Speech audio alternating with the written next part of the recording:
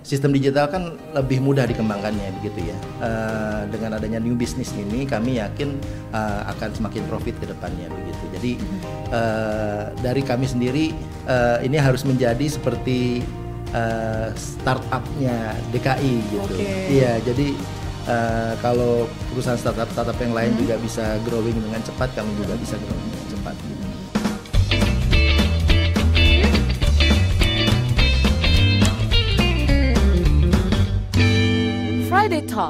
Friday Talk. Iya. Betul-betul. Pak, tapi berbicara misalnya kita katakan kota Jakarta ini masih menjadi kota tumpuan dari mereka yang tinggal di daerah penyangga, katakan misalnya Banten, Tangerang, terus juga Bekasi, Depok, Bogor, dan sebagainya. Sedangkan subsidi yang diberikan ini adalah memang sebetulnya khusus untuk masyarakat DKI Jakarta. Ini ada kekhawatiran gitu Pak di masyarakat kalau ternyata subsidi yang diberikan ini tidak sampai secara langsung atau tidak tepat sasaran. Nah ini bagaimana sih Pak Jaklingko untuk merespon hal tersebut? Yang pertama yang menjadi tugas kami tentunya sesuai dengan rekomendasi dari DPRD kepada Pemprov DKI kemarin, kami pertama akan buat laporannya, dan ini sistem yang pertama kali nih yang bisa membuat laporan secara real time. Sebetulnya jumlah pengguna non DKI untuk semua transportasi publik di DKI ini berapa gitu. Jadi karena menggunakan aplikasi dan menggunakan kartu yang baru tadi, kami bisa memilah begitu yang mana yang menggunakan KTP DKI dan mana yang non KTP DKI. Kemudian yang KTP DKI pun karena data perjalanan kami ini sangat lengkap begitu ya, dari ujung ke ujung semua modanya. Kalau satu moda kan belum tentu dia sampai rumah, bisa jadi nanti menyambung lagi dengan moda lain. Betul. Kalau dengan sistem Jaklingko yang sudah terintegrasi, ini kita ketahuan nih sebetulnya mungkin tercatatnya NIK-nya masih DKI, tapi sebetulnya selama ini ternyata dia pulang perginya kembalinya keluar DKI juga begitu secara rutin gitu. 80% di hari kerja ternyata kembali lagi ke luar DKI. Nah ini sistem ini yang merupakan terobosan sebetulnya. Kami bisa membuat evaluasi. Nah, bicara mengenai decision makingnya, apa yang akan ke depannya tentunya balik lagi nih kami serahkan kepada para pengambil keputusan baik dari Pemprov DKI maupun dari DPRD nanti untuk melihat dari data yang kami punya, dan ini data yang akan real time nantinya gitu, lengkap semua transportasi untuk mengambil keputusan di situ. Tentunya akan banyak pertimbangan, misalkan apakah tadi pajaknya diterima dari warga tersebut, kemudian juga sebaliknya mereka juga beraktivitas di DKI tentunya akan membangkitkan ekonomi DKI juga gitu kan. Mereka akan masuk ke DKI untuk bekerja, ada aktivitas ekonomi, kemudian juga akan berbelanja. Sebetulnya nggak rugi ya ketika mereka datang ke Jakarta dan menggunakan subsidi tersebut. Iya, jadi mungkin saya ada satu contoh yang ini benchmark mungkin yang yang menjadi visi ke depan ya, seperti Luxembourg gitu ya. Luxembourg itu negaranya kecil begitu ya, dan transportasi umumnya dibuat sangat maju, padahal penduduknya sangat sedikit, penduduknya cuma 250.000. Tapi dia buat transportasinya maju sekali. Ketika weekend menarik untuk warga di sekitarnya di negara-negara lain untuk masuk ke situ. Bahkan orang yang bekerja di Luxembourg pun sekarang udah mulai ada yang kerjanya tinggalnya di negara-negara lain begitu.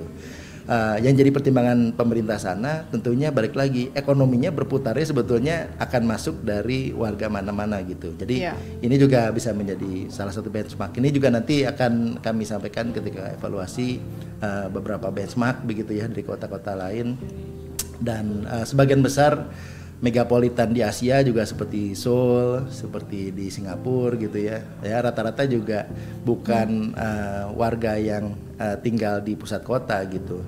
Ada yang tinggal jauh sekali 20 km, 30 meter dari pusat kota, bahkan sudah berbatasan begitu, yang bekerja di pusat kotanya begitu. Jadi ini nanti akan kami laporkan kembali gitu. Artinya bagi mereka misalnya katakan saya yang pemilik KTP Bandung tapi saya berdomisili di Jakarta dan memang sehari-hari menggunakan transportasi DKI Jakarta, tetap bisa menggunakan tarif yang maksimal 10.000 itu nantinya, atau seperti apa Pak? Iya, yang diluncurkan di bulan ini ya. Iya, bisa dinikmati. Berarti bisa semuanya untuk diakses oleh semua yang akan memanfaatkan sepenuhnya untuk di DKI Jakarta ini sendiri ya Pak ya? Iya betul, semuanya bisa menikmati, semua yang datang ke sini bisa menikmati tarif yang sama. Ini artinya kan memang luas sekali Pak manfaatnya, bukan hanya dirasakan oleh warga atau masyarakat DKI Jakarta.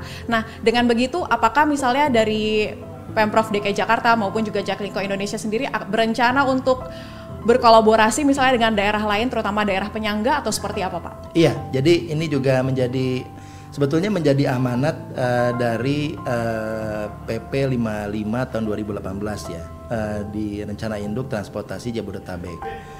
Salah satu inisiatifnya di Rencana Induk tersebut memang untuk tarif terintegrasi, tiket terintegrasi dan tarif terintegrasi untuk se-Jabodetabek.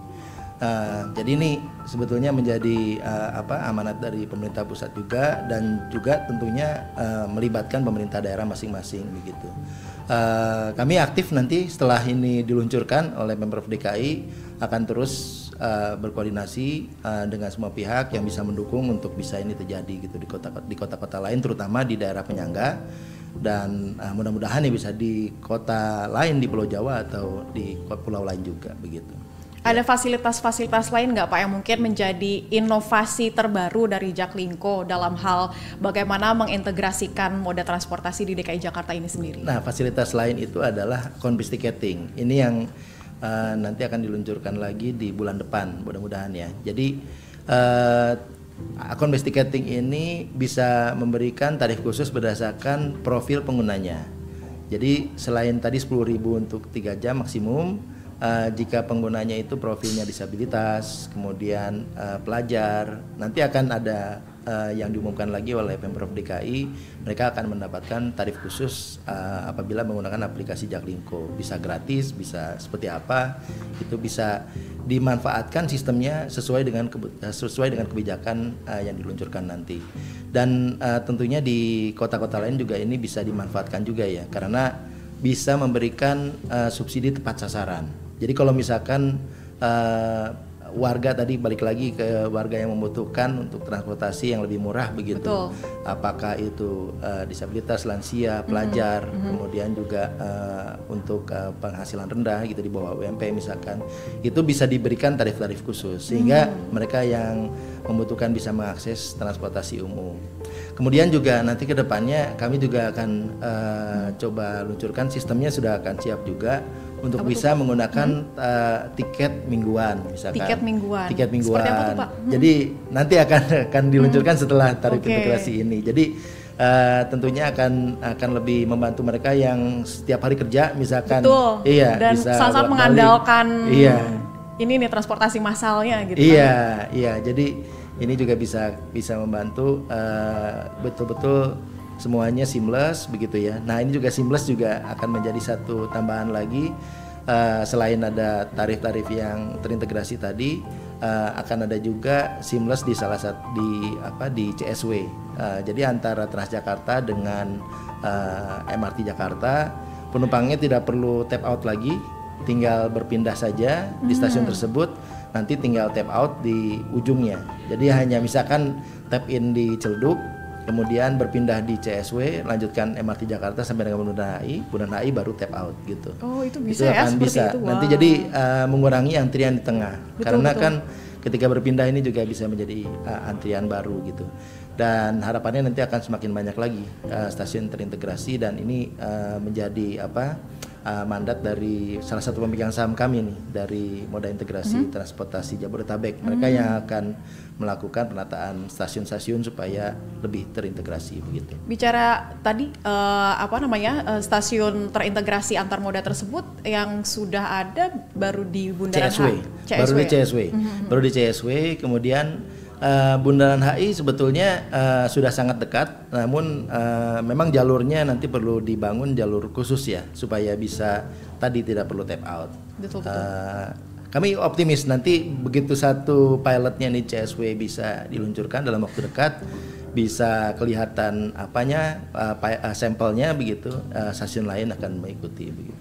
saya mewakili masyarakat DKI sangat-sangat menantikan inovasi-inovasi yang tentunya nanti akan segera diimplementasikan dalam waktu dekat ini ya Pak ya.